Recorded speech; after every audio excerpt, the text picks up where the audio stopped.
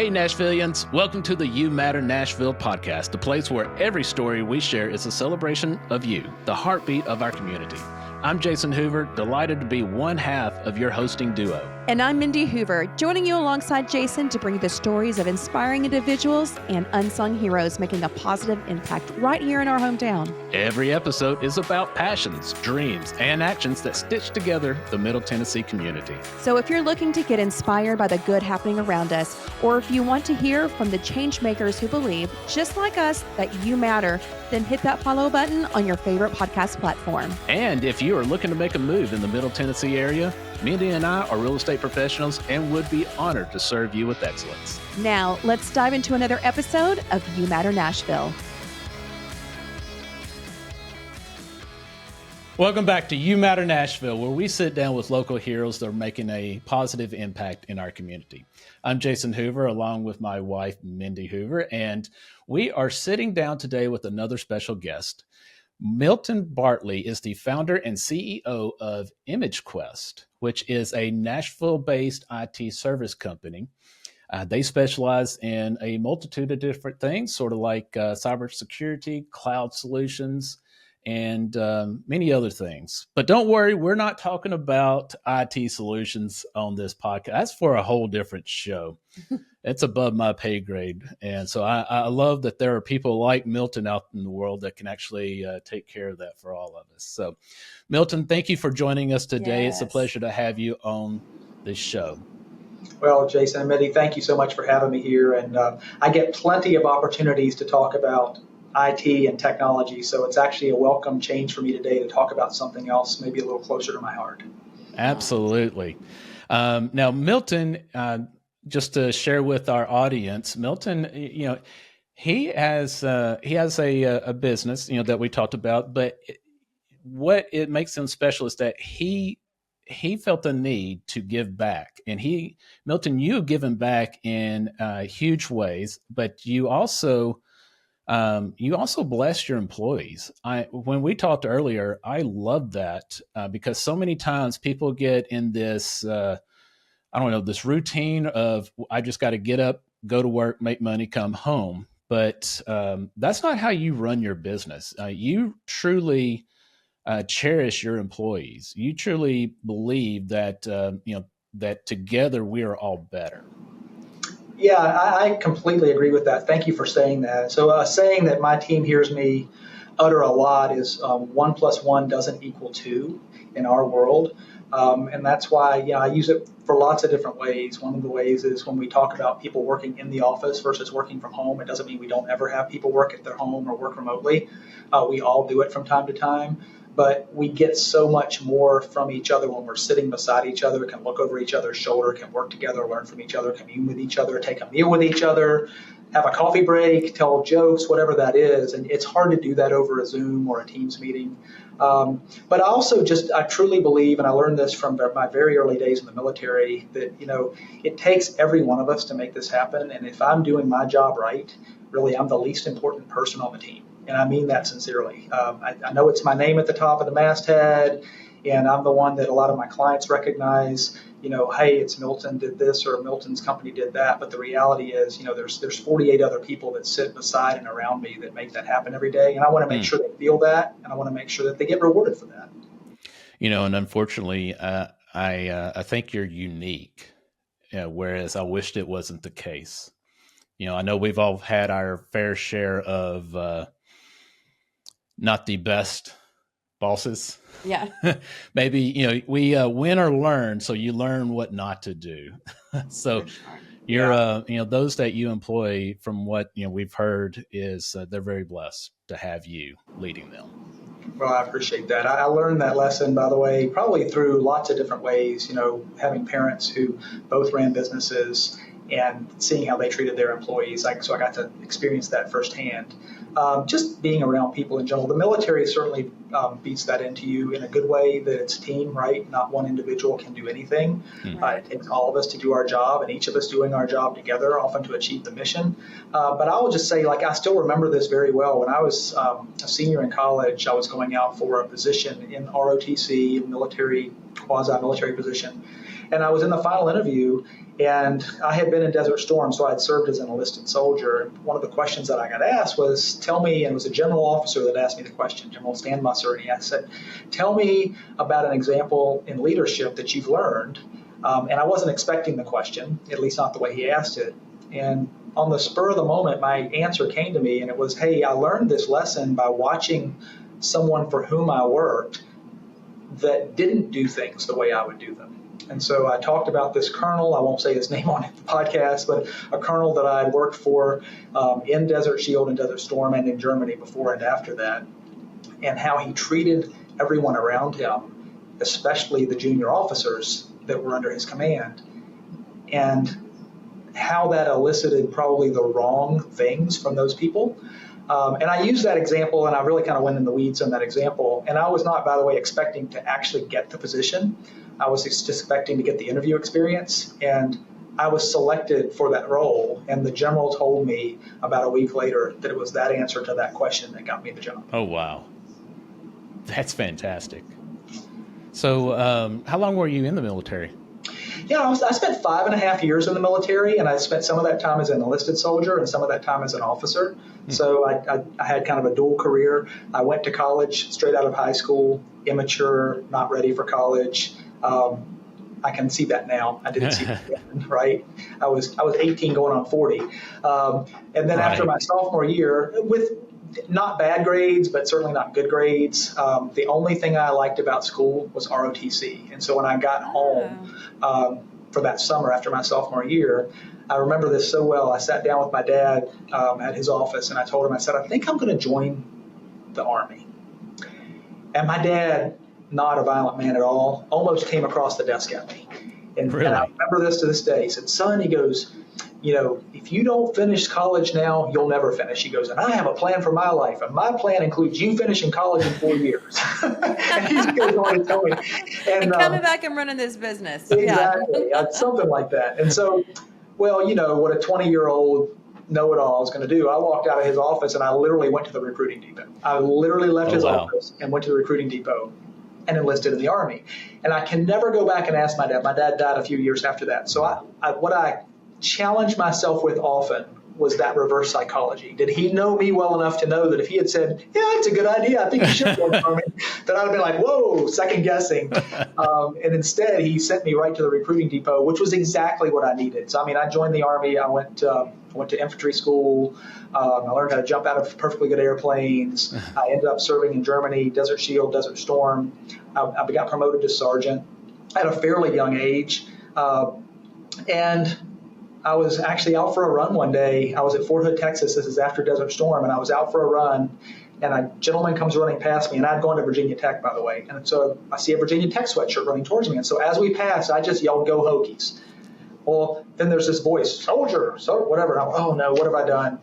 Guy calls me over. Turns out he was my brigade commander, Colonel Joseph Inge. And so we had a little, 2-minute interlude while we're both out for a run. What's your Virginia Tech connection? Who do you know? What class? All that. I took off on my run again, never thought about it again. And about a month later, I get called to the brigade commander's office, this long since forgotten. And my dad was ill. So I'm thinking, oh, this is the call. I'm going to the brigade commander's office to be told my father's passed. And that wasn't it. I walk in, and Colonel Inge, sitting at his desk, has my military folder in front of him, and he says, Sergeant Bartley, he said, I've been checking out your folder. I see you've got 63 credit hours at Virginia Tech. Yes, sir. You ever heard of a program called Green to Gold? No, sir. He said, well, Green to Gold's a program where we take promising young non-commissioned officers that have at least 60 credit hours of college credit, and we send them back to college to complete their degree and accept a commission as a second lieutenant. Are you interested? And I don't remember exactly what happened. This is 1992, right? And but I vaguely recall something along the cliche of, can I have some time to think about it? And him saying something like, yes, you've got 30 seconds. And I'm sure it wasn't exactly that. But he's generous. Exactly.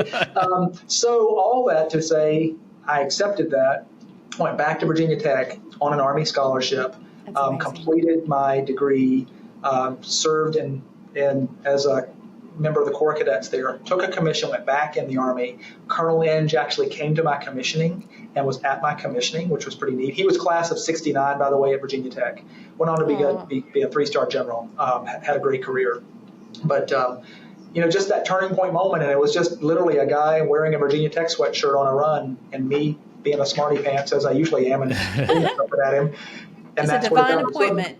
Exactly. Yeah. So I went back in as a lieutenant, served in the Army as an officer, was an armor officer, did some other fun things. And then I got out and started my career in technology. Now, I know you had shared with us personally that, you went to the military. That's really affected your business, but it's also affected your the philanthropy side of you as well, and in things that you support. I'd love for you to talk more about that.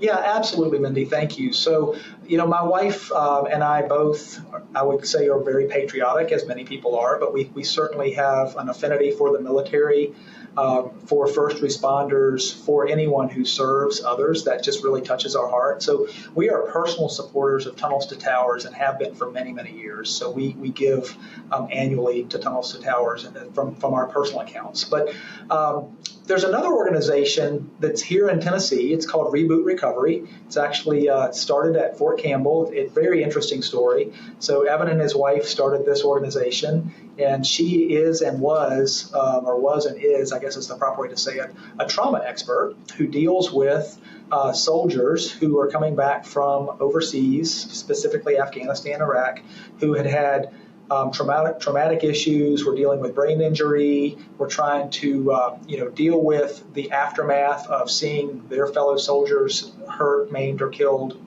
And she started this really amazing practice. And then out of that practice grew this whole organization called Reboot Recovery. And essentially they teach trauma treatment and re-inculcation into your society.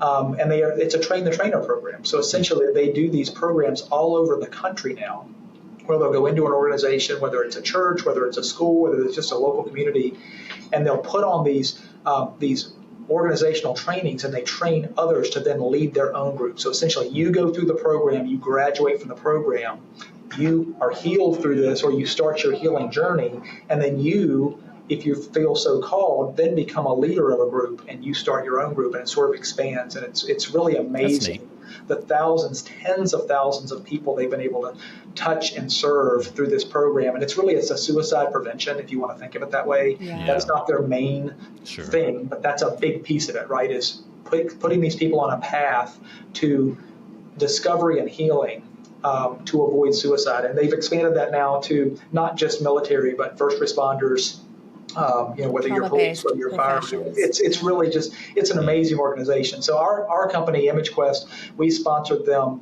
with a monthly stipend for years now. And then Sarah and I also give personally, and others that are involved with ImageQuest also give. And matter of fact, one of my co-founders serves on the board. So is it almost like a group therapy kind of setting, kind of like an AA, but for people with trauma?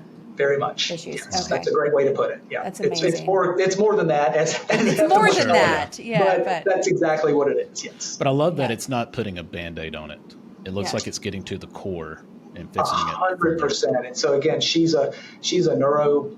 I don't know to misstate what her role is, but I think she's a neuropsychologist. Okay. And so there's science in this that's gone into building this curriculum and this program that takes us through. It's not just sit in the room and talk about your feelings. That's important. But there's also science involved in the way the brain works and the way you retrain the brain and the way, especially if you've been through a brain injury, you get it.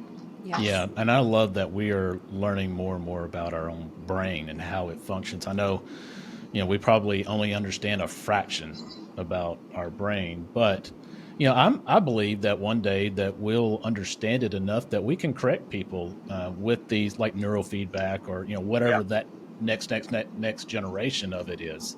Because I'm pretty fascinated by what Elon Musk, and don't think politically here one way or the other, but what he's doing with Neuralink.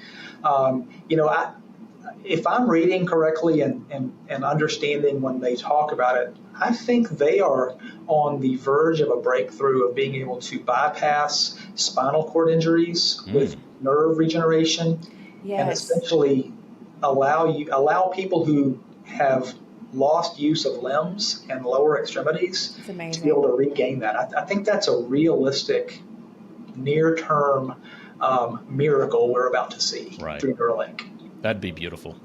Yeah, we're in a very interesting time for sure with, like you said, like the neurofeedback and being able to heal the brain, and then, just the AI robotics, for these spinal cord injuries that are just so delicate. Mhm. I mean, we're in a really amazing time. It's moving Yeah, very fast. So, absolutely. yeah. I mean, and I know you probably nerd out on that side, like we nerd out on the neurofeedback and we both read a lot of books when it comes to emotional healing and how the brain Mhm. works. It's just, there's so much we don't know.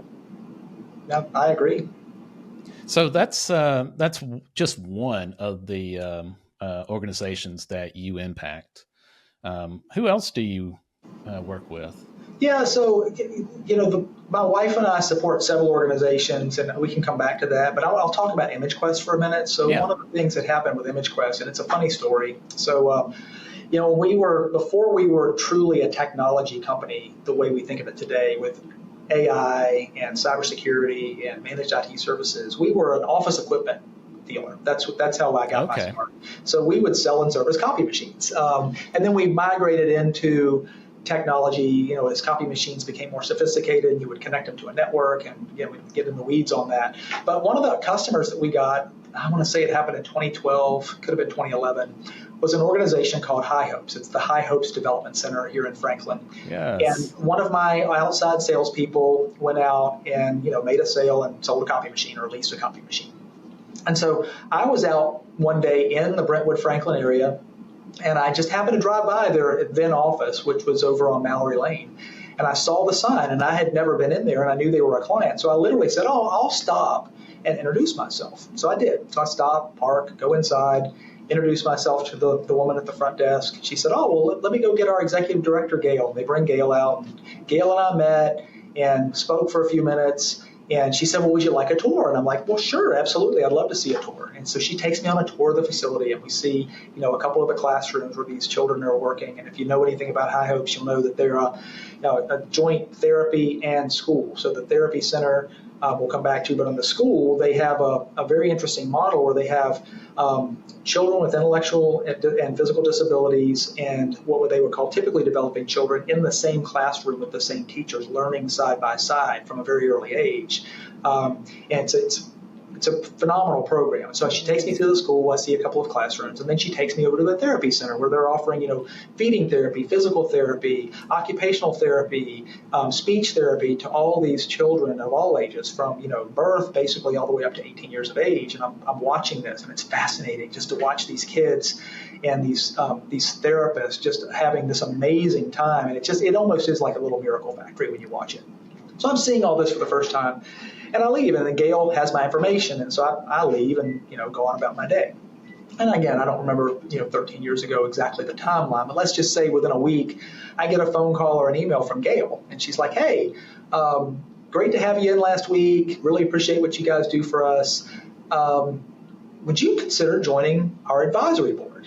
I'm like, well, tell me more. And so she did, and I joined the advisory board. So I come on the advisory board, and I'm serving on the advisory board, and we start to learn, or I start to learn, I should say, that they have some IT needs, that their IT is being provided by, I think, a friend of a parent of one of the kids that gets served there, kind of in a pro bono fashion, and he does it ad hoc. And I'm like, well, we're starting this IT practice. We've got actually a developing IT practice. Maybe we could help.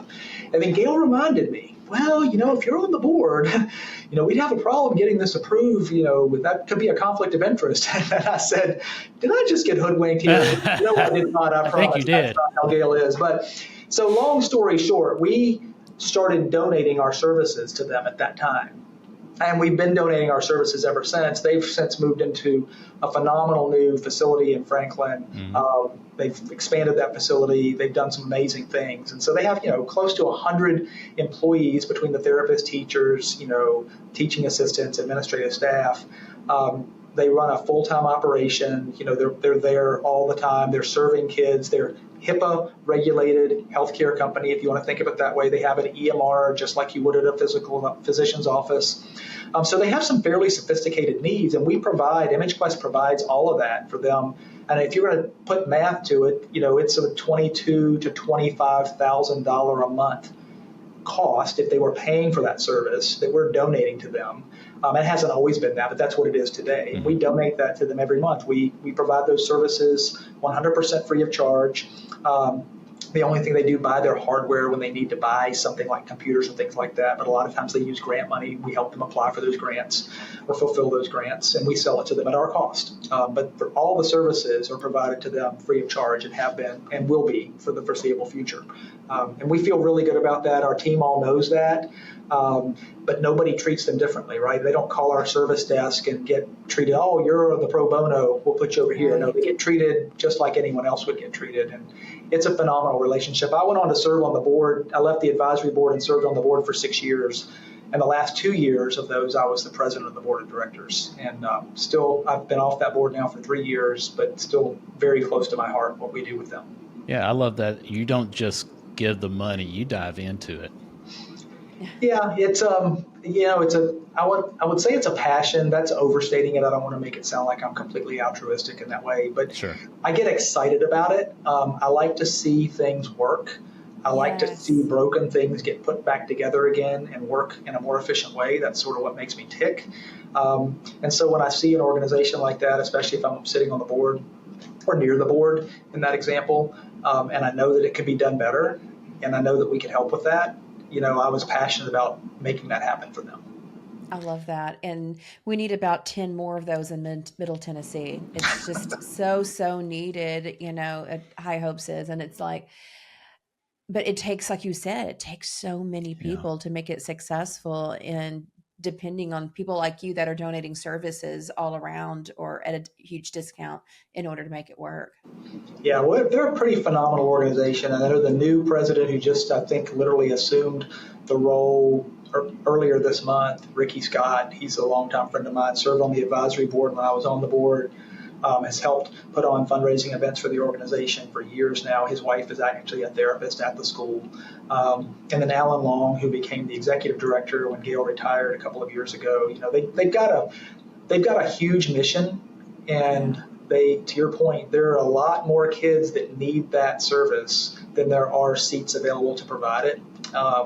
So to your point, we could use some more of those.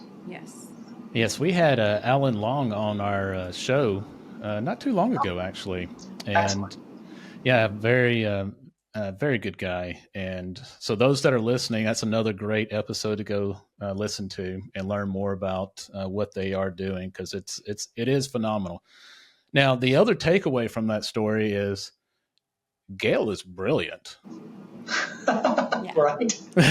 Gail is brilliant. Hook on sinker. Let's get him in here. We'll never know. We'll never know. Oh, that's amazing. No, it's and the services get costly, and you providing that, out of the kindness of your heart, it doesn't just help that one bit. You're impacting so many families.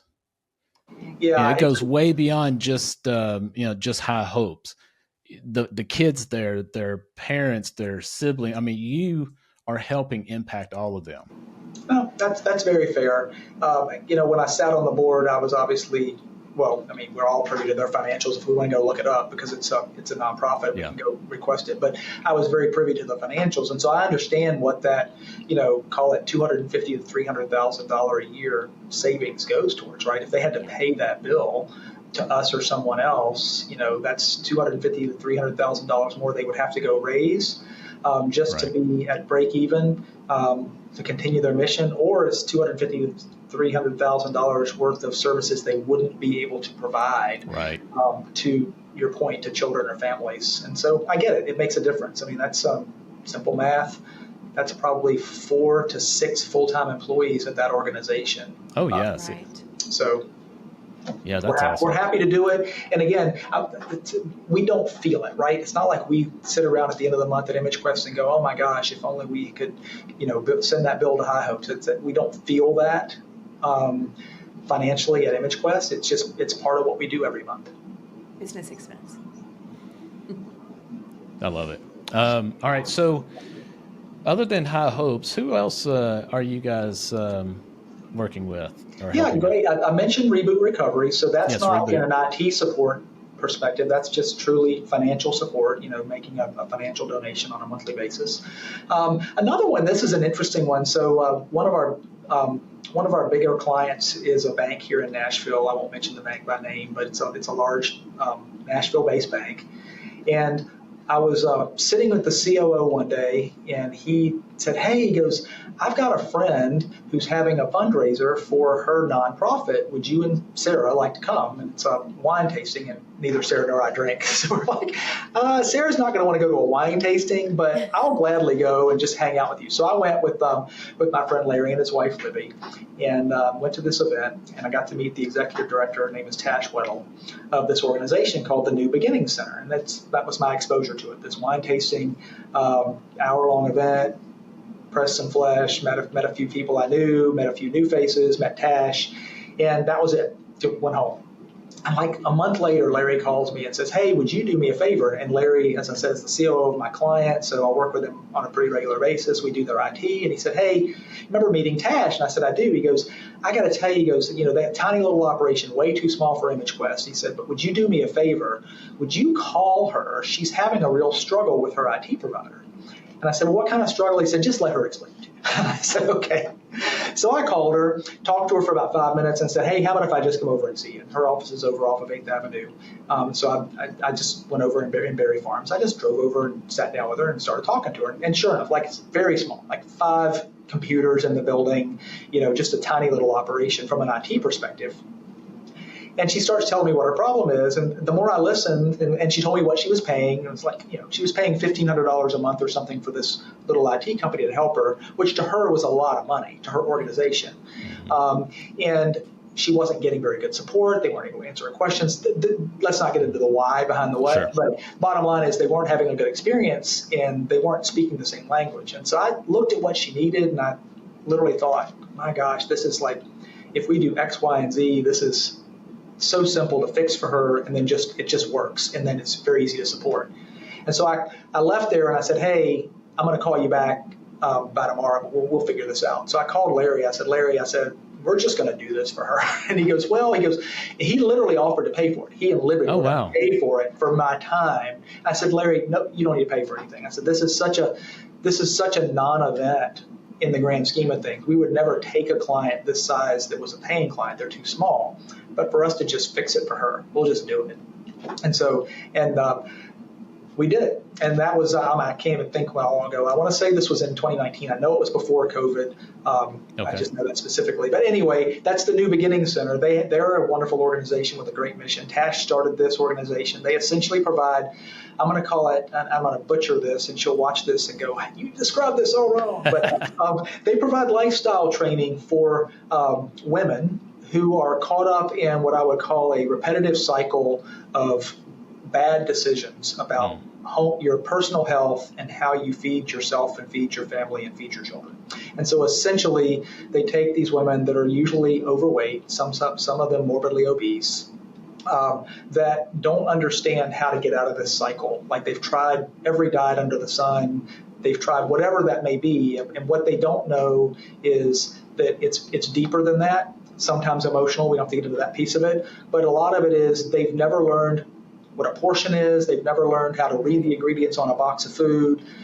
And I say never learn. It's not that these people are ignorant. It's just that no one's ever taught them that. They've just never been exposed to that. Hey, this is what the TV commercial said. I bought it. It was up on the store shelf, and I cooked it and I ate it, right? And so essentially they teach these women how to read and understand the ingredients, how to understand portion control, and then how to do physical exercise. So Tash's background is she was a college athlete and then an athletic trainer for organizations like, I think, Purdue and certainly Vanderbilt and others before she started this nonprofit. And then they get corporate sponsors to basically pay the scholarships for these women to come to this program. And it's a regimented multi-week program where they go through, they learn, again, portion control, they learn how to shop, how to read the ingredients, but they learn how to work out, how to sweat, how to get in there and throw up weights. And you can think how that could be intimidating to a woman who's never done this before, sure. But it's done in, I hate this term, but it's in a safe way, a safe space. It's all women, right? It's women trainers for the most part. It's other women in the organization. It's other women that are the constituents. And you're working in this amazing gym that is like college athletic, professional athletic quality and caliber equipment and space. And they go through this amazing program, and they come out the other side better equipped to handle themselves, better equipped to pass on this knowledge to the next generation, because a lot of them, as I said, are caught up in this systemic multi-generational issue where, my grandmother was this way, my mother was this way, I'm this way, and now I've got kids. So anyway, I got to learn a lot about the mission and the process. And as I said, I think it was 2019 we started this, and we still support them to this day. Love them to death. They're a great little client of ours. I call them a client. We treat them just as if they were a paying client. I'd love to have them on. Yeah, I would too. Yeah, Tash would be great on here. She's fantastic. Okay. And she's got a lot of really high-powered support behind her around the community. That's really great. I just love niche nonprofits that saw the need and fixed it, or try to find a way to put some solutions out there. So I respect that a lot. So outside of helping organizations, one thing that I mentioned at the beginning was about how you treat your employees. So I'd love to talk a little bit about that if you're willing. Yeah, absolutely. Do you have a specific question, or you just want me to kind of talk? No, some of the, one of the things that you shared with me was that, when we talked briefly, was about, renting an office. Yeah, okay, I know which one you're talking about. So I will butcher it. So you go right ahead. No, if you wouldn't great. mind sharing that. I'll tell this story. This is a fun story. So we have our main office is in Nashville, Tennessee. And it is over by the airport, but it's really at the intersection of Donaldson and Harding Pike. So there's a big office park there, and that's where we've been since 2016. Before that, we were at the other end of the runway over off Briley Parkway, but that's where our main office is. And then we opened up the office where I'm sitting in Franklin 3 years ago this month. And this is more of an executive retreat. As we outgrew the space off of Donaldson Pike, we needed some more office space, so we took some office space here in this nice office building. So in this office building, on the 6th floor of this building is a multi-purpose space. It's actually the Williamson Inc., which is the Chamber of Commerce for Williamson County. It's their space, but anyone in the building can actually use the space free of charge if you sign up for it. And so we've had meetings and trainings there, but we've also had our Christmas party there a couple of times. So 2 years ago, we were having our Christmas party up on the 6th floor, and we had decided that year, and we've done this different ways each year, but we had decided that it was not going to be a +1 party. It was going to be an employee-only event, starting at 5 o'clock, a nice dinner, have a little presentation, get everybody out of there by 8 o'clock and get them on their way home. And so we're upstairs getting ready. It's about 4:45, and the very first people to get off the elevator and come down the hall is one of our newest employees at the time. He'd been there less than 6 months, and his, I will say, 8-month pregnant wife in her beautiful maternity Christmas dress that she had very clearly bought for the occasion. And here they come down the hall to our non-+1 party, and I'm like, oh my gosh. And so I walked up immediately, graciously welcomed them, and then I just said, hey, just as an FYI, this was not a +1 event. No issue that you're here, but I want to make you know so you don't feel uncomfortable. Well, she could not have been the more perfect person to mistakenly show up at this party. She was 5'0", 120 pounds, soaking wet and pregnant. But she's a prosecutor from Hickman County, Tennessee, and never met a stranger and not afraid of anybody. She's in court all day, dealing with all types of folks, whether it's, drunk driving, domestic violence, you name the crazy stuff that she's had to deal with, and dealing with other attorneys. So anyway, I just struck up an immediate conversation where they're fell in love with this woman from a perspective of just listening to her tell stories, and got to know her for like 15 or 20 minutes as other people started to show up. And in the course of the evening, so this gentleman, this her husband, his brother also had recently joined our team. So we had two of them working for us, the two family members working for us. And she made a comment. She said, hey, these guys must really like working for you. Otherwise, they'd never make that drive every day. And they live out in the Dixon area. So as I mentioned, I said, I know that's a long drive. It's like 45 minutes. And she said, oh, no, it's an hour and a half. And I'm like, well, yeah, I get it. Round trip, hour and a half. She goes, no, it's an hour and a half each way. And I'm like, what? She said, yeah, these guys are carpooling, and there's four of them, by the way. Her husband, his brother, and two others that they all knew that all had come to join us in the previous year. And she says, oh, yeah, that's an hour and a half each way. And so I wasn't going to argue with this woman, especially a prosecuting attorney. I'm going to lose that argument. So I just, we went on the conversation. But later in the evening after the party, I'm like, well, I'm going to fact check this. So I go check it. And sure enough, yeah, the drive is with traffic in the morning and in the evening and commutes the way they are and we're in Nashville. It's an hour, hour and 20 minutes, hour and a half each way. And I'm like, holy moly. I mean, these are not poor paying jobs, but these are not super high paying jobs where these aren't the kind of jobs that you drive 3 hours for every day. Let's just put it that way. And there aren't too many of those jobs that I'm aware of, but they exist. And so I said, well, holy moly. I said, we've got four of these folks that are making this drive every day. There is no way we're going to keep these folks long term with this type of commute. So I called the manager, who was one of those four, and I said, hey, we got to put an office in Dixon. He's like, what? I said, we got to put an office in Dixon for your team so that we have a place for them to go to work that's not an hour and a half drive each way every day.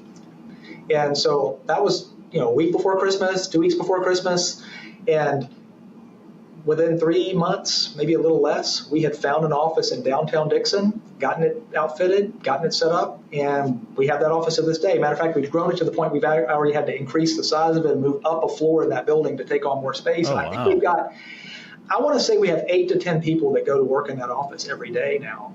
And so come back full circle, the manager that helped me put all this together, who had actually recruited a lot of these folks from his personal life out in Dixon, a couple of folks from church, some other people he knew. He sat me down at the Christmas party a year later, same upstairs on the 6th floor here, and he said, hey, he goes, I just want to tell you about all the things that I got to do with my family in the last year because we opened an office in Dixon. He starts listing Wednesday night dinner at church, soft baseball games with his kids, soccer games with his kids. I mean, I don't remember all the specifics, but he had this list of things that he got to participate in because he lives and works in the same community now and not an hour and a half away. Right. It's pretty impactful. That is very impactful. Those moments you can never get back. Mm-mm. And, No. Spending it with your kids, family, what have you. And for you to make that step, I mean, that showed them that you cared enough. Oh, yeah.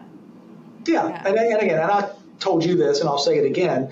I mean, I'm a nice guy, and I get that, but I'm not 100% altruistic. There's a business savvy there if you think about it. Yeah. Our rent in Dixon and, the technology costs in that facility, whatever that monthly cost is far less than the cost of replacing just one employee who quit because of this. And so we've now done a couple of things, right? We've kept those good employees that we wanted to keep, made their quality of life better, but we've also made it possible for us to now recruit and hire in a different town in Tennessee that offers a different level of talent, that offers them a lifestyle that they want and still be able to work in a high-tech industry, but maybe live, out in McEwen, Tennessee, or wherever they want to live in Tennessee and not feel like they have to drive to Nashville every day or find a job where they can work from home, which isn't for everyone. Right. Oh, right. It's thinking outside the box for sure. Yeah. So, when you hire, are there certain characteristics that you're looking for that will fit into your organization? Wow, great question. Yeah, so I would say there are several very specific ones. So, we have some core values that we look at, and do you match our core values? Where we do the right thing, we do it with professionalism, we do it with teamwork, So we think about, are you going to fit those core values? We do some other things, some testing to make sure you really, can fit the role specifically. Sure. But, what we've said oftentimes, and this goes way before I had ImageQuest 18 years ago, this kind of goes back to my post-Army days, my first job in management. I can pretty much take someone that has an aptitude and an attitude of wanting to do it and teach them how to do the job. That's not true of every job, right? Like, you're not going to hire a surgeon that hasn't gone to medical school. I get it. Right. But, in our world, we want folks in certain roles that have that technical experience, that technical schooling, that technical background. But more so, we want people that have the right attitude. This gets overused, but that you have a servant's heart. So our one of our sayings at ImageQuest is we passionately serve others. So it's a motto, for lack of a better term.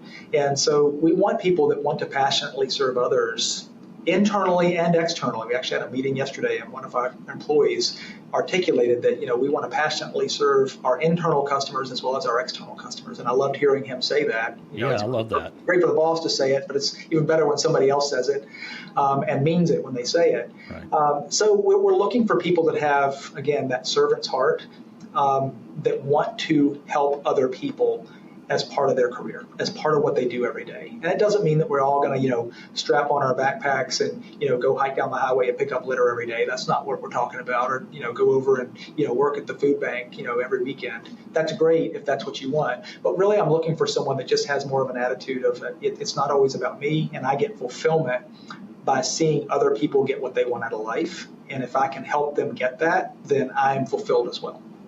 And I would venture to bet that you don't have a lot of turnover. No, that's a very fair guess. We don't have a lot of turnover at all. It happens from time to time. Obviously, people get other opportunities. Mm-hmm. They get an opportunity to move, or a spouse does. But no, we hire well. We train well. We're getting even better at that with our training program and certifications that we're doing for our team members to better them in their career space, whether they're at ImageQuest or somewhere else in the future. And we treat each other like family. And I think that can get overlooked sometimes, and it can also be stated but not lived in some organizations. But I do really feel like we treat each other a lot like family, which means I can pick on you, but nobody else better, because I'm not, right? Yeah. And we live that here. We do. Everybody says, oh, we have culture. Well, yes, everybody does. Doesn't mean it's good. Fair statement. No, and it's, there's no one thing I've done. There's no magic Milton button that I pushed one day and gave us this great culture. But, I learned, as I told in that earlier story with General Musser, I've learned by watching what people do that doesn't work. And I'm a good mimic sometimes. So what do they say? Good artists borrow, great artists steal. And so I'm the same way with ideas. If I see someone doing something at their company that works, I might borrow it or steal it. I'll give you another example, something that one of my banking clients did that I just fell in love with and borrowed and then stole. They give a trip. Well, we now give a trip. Every 5 years that you work at ImageQuest, we send you on a $5,000 vacation. And you have to use it for a vacation. And we gross it up for taxes, so you get the true value of that $5,000. And we want people to do something that they would never probably do on their own if they had to pay for it out of their own pocketbook. And we've had folks go to That's really cool. Take their husband on a Norwegian cruise and go all around the Baltic Sea and the North Sea. We've had people go to Japan with their spouse and take their grandmother who's from Japan and go on a 10-day trip through Japan. We've had folks go on Disney cruises and take their whole family and extended family. We've had folks I had one woman take all of her college sorority sisters, not all of them, but her group of sorority sisters, and go to Aruba for a week, and she paid for all of it. And just some other really neat things that we've been able to watch people do. And it's fun to see that. It's fun for them to go on these trips and then come back and tell us all about it and put pictures out on our team's channel so we can all see what they did on their vacation. I think I missed it. I would love to work at that place when I was starting out. Right. I got on my 5-year, I got a cup of coffee. And on my 10-year, I gave him a notice. Oh, wow. Good grief. Oh, man. Well, employee. So, coming full circle here, in blessing your employees and treating them with respect and valuing what they bring, that gives back as a whole to the company. And also that actually, I'm sure, helps you give back to the community as well, because I know it costs a lot to hire and train employees. And when you have, it's almost a synergy in a way. You have that culture built in and you live it every day. And so you've created something that is, I would even say it's almost like a model of how to run a successful business, but also how to impact your own community in such a very positive way. Yeah. No, I appreciate you saying that, and I do think that's fair. We've got a great team here. We've hired great folks. I've got a core group of people that have been with me for a couple of them, more than 10 years. And, in this day and age, that's not that common. That's rare. And I've got a couple of really good leaders. One that's kind of grown up here and become a leader inside the organization. One we brought in from the outside that had those chops. And we've got others, but I just think about, it's consistent. It's not just me doing it and saying it. Matter of fact, it would never work if it was that. It's others learning that come from that have that servant's heart. Again, they come in wanting to help others do well and excel. There's obviously healthy competition here for certain things, promotions, recognition, things like that. But at the end of the day, we're really all trying to do the same thing, which is take care of our customers and have fun doing it, and be paid well for that. It's kind of that simple at the end of the day. Yeah. So, you outside of that, you are a speaker as well, correct? I am, yes. So okay. Is it for IT or what type of topics? Well, my team will laugh and say I'm a wind-up doll. Give me a topic in 5 minutes, and I'll get on stage and do it. But there's some truth to that. But really, it is in a couple of major themes. So cybersecurity, I'm going to use the term expert. I won't put it in air quotes, but you can do that. I'm an expert in cybersecurity, and in certain areas I absolutely am, especially when it comes to like banking regulations and banking cybersecurity and regulatory oversight. So that's one where I speak often at banking conferences and other things. But really more what I would call, I use the term emerging technology, but to put more of a fine point on it and be less arcane is artificial intelligence. So I'm a big believer in artificial intelligence, where it's going to take us, where it's already taking us. We are early adopters, especially for an organization our size, for implementing it, but also bringing it to our customers in a safe and secure way. And so I speak often about artificial intelligence and really business use case artificial intelligence, regulatory compliant artificial intelligence. And so that's an area you'll find me, whether it's a banking conference or a legal conference or just a group of civic leaders who want a speaker. I do that often. So knowing that, I do have a question for you. I read something the other day that said, they're estimating, and I don't know, it may have been, just a guess, or, they're just wanting readers, but they said, we are approximately 18 months away from singularity. Oh. Yeah, so I don't know the answer to that, nor does anyone else, frankly, because I think those guesses or those estimates range from something like 18 months to, hey, it's really 2050, right? Okay. And I heard an interesting podcast just in the last week that talked about how far away we are from really being there, where you're going to have the emotional intelligence required for a true singularity. Yeah, you've got the intelligence piece, whether it's artificial or not, but that emotional intelligence, being able to read the room, read the individual, read the situation. Again, are we 18 months away? I don't know. Yeah. But singularity in itself worries me. Yeah, it is interesting. I read something. I don't want to get too far down the rabbit hole on this podcast with you, but I'll get a little bit. But I just saw this weekend and validated it yesterday. So Anthropic, which is one of the major providers of large language models, they have a new model out. They have their Claude version 4, and then they have 4 Sonnet and then 4 Opus. And I believe it's the Opus model that did this, where the Opus model in training, they were trying to, test its limits essentially. And so they gave it fake training data about a company that it worked for or was working with. I think I'm getting this right. And essentially, as part of that fake training data, they had, email conversations that it was privy to between some of the engineers that had talked about one of the engineers having an extramarital affair. And again, it's all made up for training purposes. Yeah. And then they went to make a change to the model and wanted to change out the model for a different model. And the model blackmailed the engineer and threatened to release the information about his extramarital affair if he changed out the model.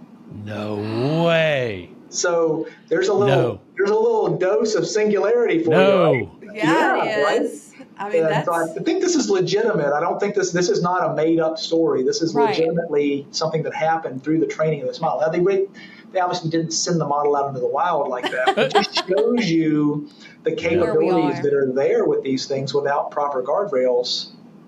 It's pretty scary. Cybersecurity is going to be, a growing field, and you're going to be competing against that and with that.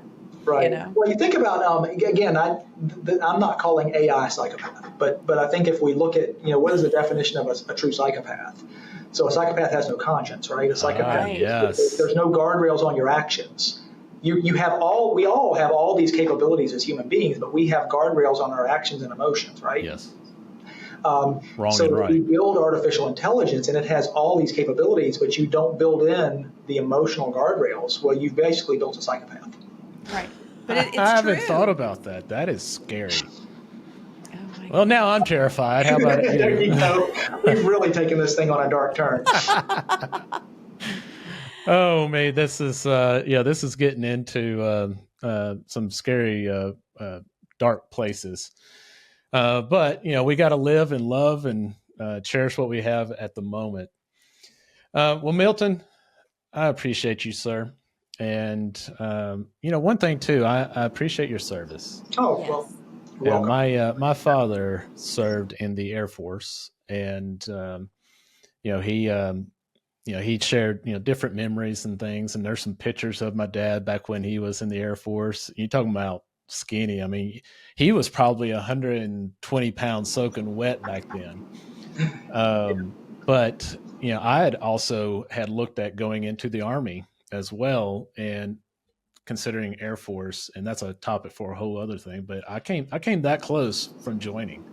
Outstanding. And but I didn't, and here I am. But I do appreciate your service, and I appreciate everybody that has served, because there is a lot of sacrifice, of sacrifice that we don't comprehend if you're not in it. My good friend Corey is a retired 3-star general from the Air Force, and he has 2 daughters at the Air Force Academy, one of whom graduates tomorrow and takes. That's awesome. So tomorrow's Air Force Academy graduation. That is fantastic. Well, I appreciate you sharing the story, and most importantly, I appreciate what you do and how you give back to the community, because you don't have to, and you do it because you want to. And that means so much. You don't do it for, tax credits and anything of that nature. I'm sure it probably helps a little bit, but that's not, that definitely doesn't play into why you do it. Your heart definitely shines through, and I appreciate all that you do to help these organizations, because they are impacting others, and there is a cost involved in all of it, as you very well know. And you're helping them, but also on the other side is you're not just blessing those outside the company, you're blessing those that are in your company. And that goes even further, because that spreads to their families, their kids. They're getting to spend time with their children, which is, we all know that, an absent father or absent mother impacts a child's development greatly. So thank you for what you do, sir. Thank you. Well, thank you for saying so. You're very welcome. All right. Well, All right, everybody. So that is a wrap on today's episode. I hope you enjoyed it just as much as we did. And if you are looking for IT services, I know a guy. And but in all seriousness, please look it up. Your website is imagequest.com. Is that correct? That is correct. So look up his company if if you're in the market for anything like that. But also just remember that we all matter. We do. Our voice matters. What we do matters. The people in our community matters. And you don't have to have a nonprofit to make a difference. You can be a business owner. You can be an employee at a business. You can do things to impact this community in a very positive way. All you have to do is step out and do it. So Thank you for listening. And until next time, take care and God bless. And that brings us to the end of another episode of You Matter Nashville. We hope today's show has left you feeling as uplifted and inspired as we are. Remember, the spirit of Nashville lives in all of us, and every small act of kindness echoes throughout the community. A huge thank you for listening and even being a part of our You Matter community. If you love this episode, please share with friends and leave us a 5-star review. It helps us reach more listeners and spread the love. And if you know anyone that is looking to make a move to Middle Tennessee area, we are real estate professionals known as the Hoover Team, and we would be honored to serve them with excellence. Until next time, keep making a difference, Nashville. You matter more than you know.